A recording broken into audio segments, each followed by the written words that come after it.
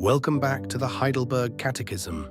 We are near the end of the Creed, and it closes not with a whimper, but with a blaze of hope. We believe the resurrection of the body and the life everlasting. These are not vague spiritual ideas. The Catechism makes them wonderfully concrete. Your body will rise, your joy will be complete, and it all begins, in seed form, even now. This 22nd Lord's Day is meant to fill a dying, grieving, weary believer with solid comfort. Let us learn the 57th question. What comfort does the resurrection of the body afford thee? That not only my soul after this life shall be immediately taken up to Christ its head, but also that this my body, raised by the power of Christ, shall be reunited with my soul and made like unto the glorious body of Christ. Notice how complete this hope is. First, it speaks of the moment of death. The believer's soul is not asleep and not in some waiting room. It is immediately taken up to Christ its head, meaning Christ himself, to whom you already belong as a member of his body, the Church. This is the believer's comfort, resting on union with Christ. It is his people he gathers to himself. And as blessed as this communion is, the believer still awaits the resurrection and the full redemption of the body. As Jesus told the dying thief, "Today you will be with me in paradise," and as Paul says, to depart and be with Christ is far better. But the Catechism does not stop at the soul, because our hope is not that we remain disembodied forever. This same body, the one now laid in the grave, will be raised by the power of Christ and reunited with the soul.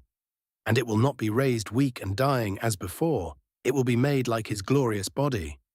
Just as God raised Jesus' own body from the grave, so he will raise ours in him.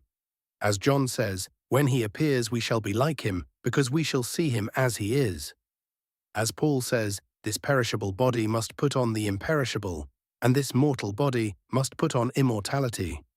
Christianity does not despise the body. It promises that the body of everyone who belongs to Christ will be raised gloriously and restored forever. Scripture teaches that all the dead will be raised, but only those united to Christ are raised to this glory. Let us learn the 58th question. What comfort hast thou from the article of life everlasting? That, inasmuch as I now feel in my heart the beginning of eternal joy, I shall after this life possess complete bliss, such as eye hath not seen, nor ear heard, neither hath entered into the heart of man, therein to praise God forever. Here the Catechism does something tender. It grounds our hope of future joy in a joy we can already taste. First, the joy that is coming has already begun. Inasmuch as I now feel in my heart the beginning of eternal joy, it says. The peace, the assurance, the love of God that a believer knows even now, these are the first drops of an ocean. Paul calls this the first fruits of the Spirit as we wait eagerly for the redemption of our bodies.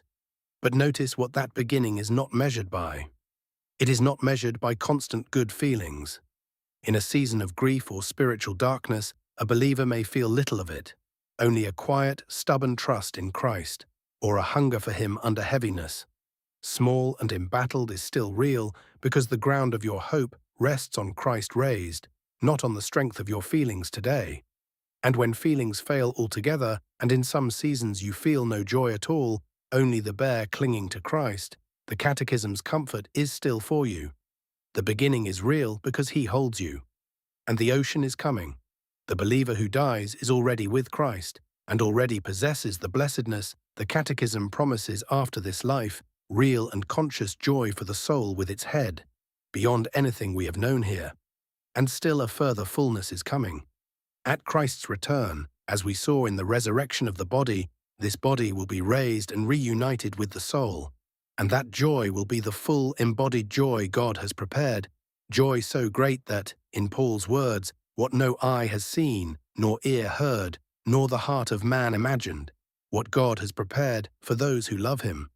And what is at the center of that bliss? God himself. As Jesus prayed, "This is eternal life, that they know you, the only true God, and Jesus Christ whom you have sent." Heaven is not mainly golden streets, it is seeing and knowing and praising God forever. The joy you feel now is the first note of a song that never ends. So let this hope steady you.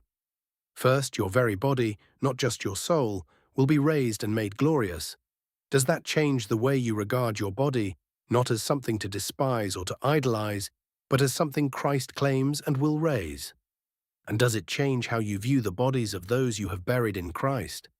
And if you grieve one whose faith you could not see, do not try to settle what belongs to God alone.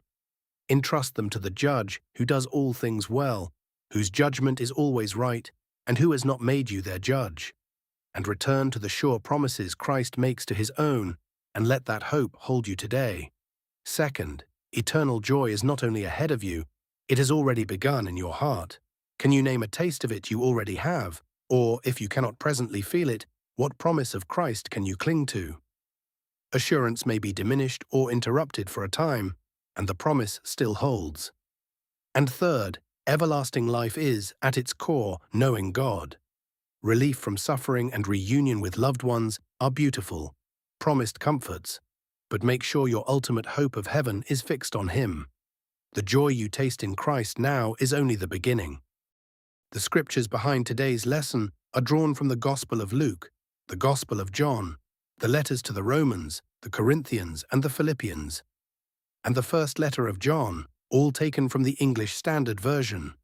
The words of the Catechism come from the 22nd Lord's Day, in a traditional public domain English translation. You will find them gathered here on the screen. May that beginning steady you until the day it becomes sight. Thank you for hoping in the resurrection with us today.